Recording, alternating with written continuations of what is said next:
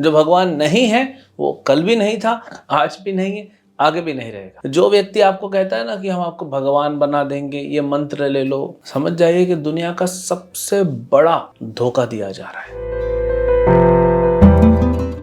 हरे कृष्ण। भगवद गीता अध्याय 8 श्लोक संख्या 3। श्री भगवान उवाच अक्षरं ब्रह्म परमं स्वभावो अध्यात्ममुच्यते भूतभावोद्भव करो विसर्गः कर्म संनितः।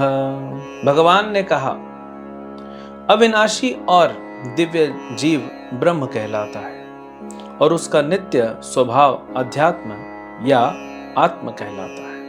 भगवान पहले 3 प्रश्नों का उत्तर दे रहे हैं, ब्रह्म, अध्यात्म और कर्म।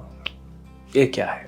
तो ब्रह्म का मतलब होता है स्पिरिचुअल, जैसे यहां बोला है ब्रह्म अक्षरो, अक्षर है, वो कभी खत्म नहीं होता। 2 चीजें होती है ना, स्पिरिट और मैटर।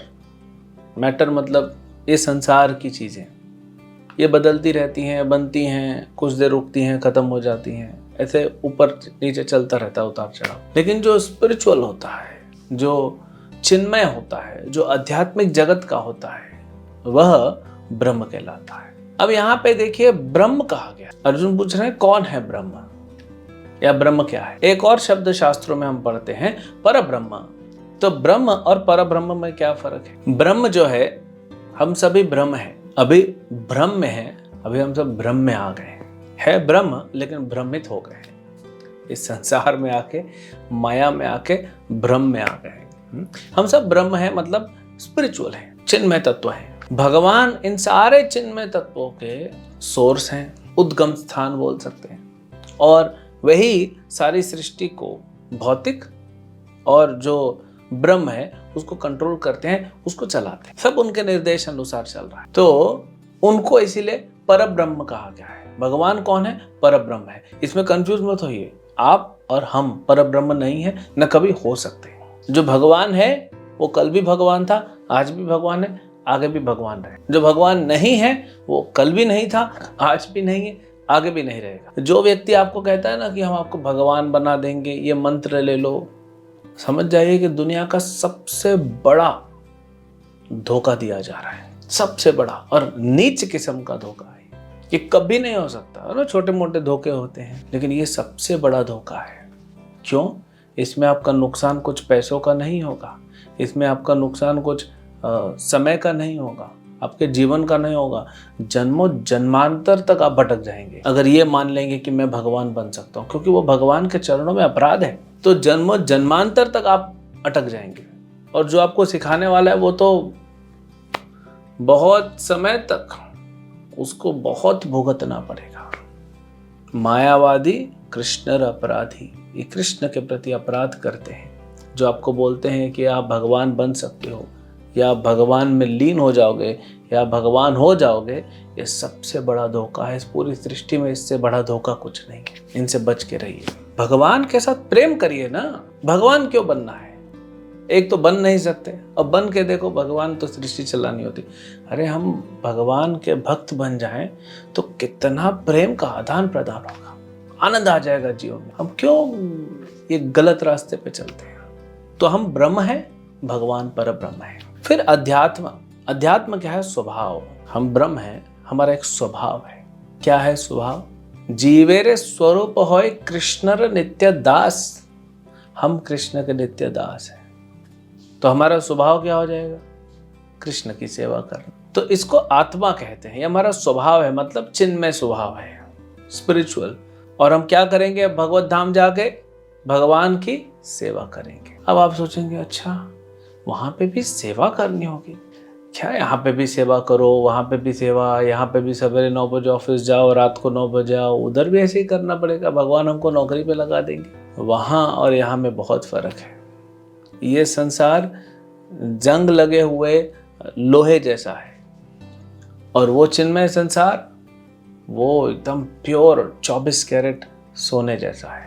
ये लोहा है, वो सोना है। तो वहां पे जब हम सेवा की बात करते हैं तो प्रेम का आदान प्रदान, आप प्रेम से सेवा करेंगे। जैसे संसार में आप देखिए, माता पिता बच्चे की प्रेम से सेवा करते हैं कि नहीं? अगर आपके घर में कोई पालतू कुत्ता है, बिल्ली है, आप कैसे उससे प्रेम की सेवा करते हैं? तो ये तो कुछ भी नहीं है। वहाँ जब प्रेम है वो हम सोच भी नहीं सकते, तो वो हमारा स्वभाव है। यहाँ हमको प्रैक्टिस करना है। यहाँ हमको क्या है, मन बीच में आ जाता है ना, तो मन को थोड़ा साइड करके धीरे धीरे धीरे धीरे हमको प्रैक्टिस करना। अगर आपकी गाड़ी बहुत ज़्यादा ट्रैफिक में फंसी है, 10 किलोमीटर, अभी होगा था ना कहीं जगह पे लैंडस्लाइड हो जाती है, हिमाचल में अभी हमने सुना, तो 10-10 किलोमीटर तक आपकी क्या है, गाड़ी जाम में फंसी। तो आप बोलेंगे ड्राइविंग कितना सरदर्द है। ड्राइविंग सरदर्द नहीं है, आप ट्रैफिक में हो इसलिए सरदर्द लग रहा है, इसीलिए परेशान हो रहे हो। यही आप एक्सप्रेसवे पे आ जाओ, पूरा खाली है, 1-2 गाड़ी दिख रही है, 80, 100, 120 जो स्पीड पे लिमिट है वो चला के स्मूथ निकल जाएंगे, फिर ड्राइविंग आनंद देगा।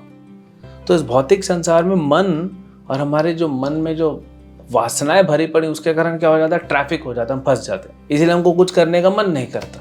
जब कुछ नहीं होता है तो सो जाते हैं। लेकिन आध्यात्मिक जगत में इच्छा होगी क्या, सेवा करने की। भगवान आपकी सेवा करेंगे, आप भगवान की सेवा करोगे। परस्पर ये प्रेम का संबंध है। और तीसरा प्रश्न है, कर्म क्या है? तो वहां पे जो है वो सेवा है, और इस भौतिक संसार में जो हम कर रहे हैं ये कर्म है। जब जीव 84 लाख योनियों में फंसा, इस जन्म मृत्यु के चक्कर में फंसा, एक कर्म के चक्कर में फंसा हुआ है, इसी को कर्म कहते हैं। यहाँ जो हम गतिविधियां कहते हैं इसको कर्म कहते हैं।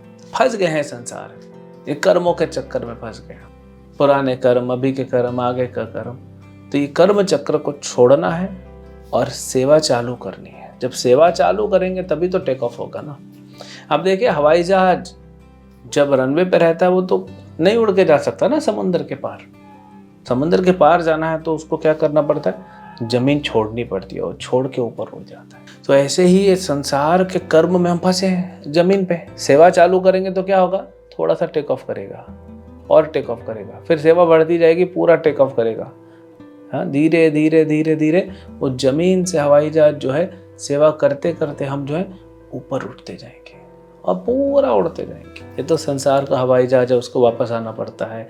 लेकिन भगवत चेतना में जो लग गया, भगवत सेवा में जो लग गया, वापस नहीं आता, वो निकल जाता है और वहाँ परम आनंद की प्राप्ति करता है। हरे कृष्ण।